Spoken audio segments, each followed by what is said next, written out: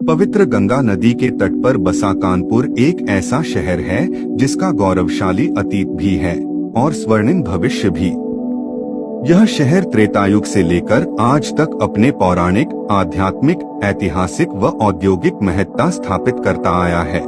मान्यता है कि कान्हापुर से कानपुर तक का सफर तय करने वाले इस शहर की स्थापना सचेंडी के राजा हिंदू सिंह ने की थी। संपूर्ण विश्व की धुरी, ध्रुव की तपोभूमि, प्रथम अलंकृत काव्य रामायण की उद्भव स्थली, लव कुश की जन्मस्थली कानपुर समय के साथ साथ अनेक उतारों चढ़ावों का साक्षी रहा है। ब्रिटिश हुकूमत के दौरान ईस्ट इंडिया कंपनी ने इसे औद्योगिक नगर के रूप में स्थापित किया। पूर्व के मैनचेस्टर के नाम से विख्यात कानपुर 1857 की क्रांति का गवाह भी रहा है। यहाँ की माटी में ही स्वाधीनता की अलख जगाने वाले नायाब और बेशकीमती हीरो ने जन्म लिया।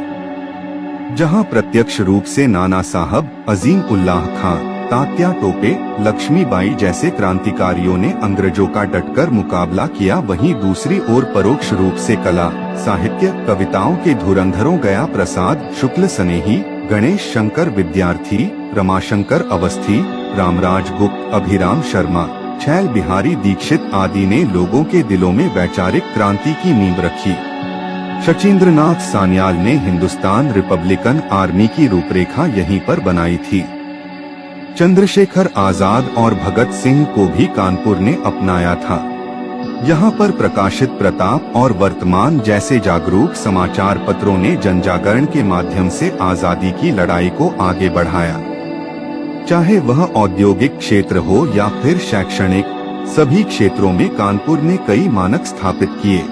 परंतु समय के साथ यह महसूस हुआ कि आज कानपुर का नाम घर के पते तक ही सीमित रह गया है। आज की हमारी पीढ़ी अपनी ही जन्मस्थली कानपुर को न तो जानती है और न ही पहचानती है। अतः यह अत्यंत आवश्यक था कि हम अपनी भावी पीढ़ी को इस विषय में जागरूक बनाएं। इसी दृष्टिकोण से sir Padampat Singhania education centre ने इस वर्ष अपने विद्यालय के छात्र छात्राओं को कानपुर के विषय में अवगत कराने की पहल की।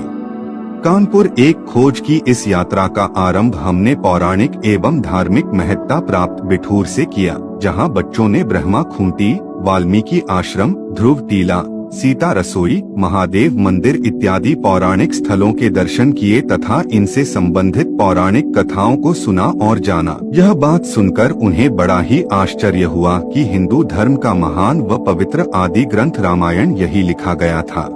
तत्पश्चात कानपुर के ऐतिहासिक महत्व से परिचित कराने के उद्देश्य से विद्यालय ने बच्चों को कंपनी बाग, गोरा कब्रिस्तान, मेस्कर घाट, पुराना रेलवे स्टेशन और ऑल सोल चर्च, औद्योगिक महत्व हेतु लाल इमली, नेशनल शुगर इंस्टीट्यूट व इलिम्को तथा शैक्षणिक महत्व बताने के उद्देश्य से चंद्रशेखर आजाद कृषि एवं प्रौद्योगिकी विश्वविद्यालय CSA, हरकोट बटलर प्राविधिक विश्वविद्यालय HBTU व क्राइस्ट चर्च कॉलेज ले जाने का प्रबंध किया। हमने बच्चों को कानपुर के स्वर्णिम इतिहास से परिचित कराने के साथ साथ हमने उन्हें अपने शहर के वर्तमान से भी अवगत कराया। बच्चों ने स्मार्ट सिटी कानपुर की भी सैर की।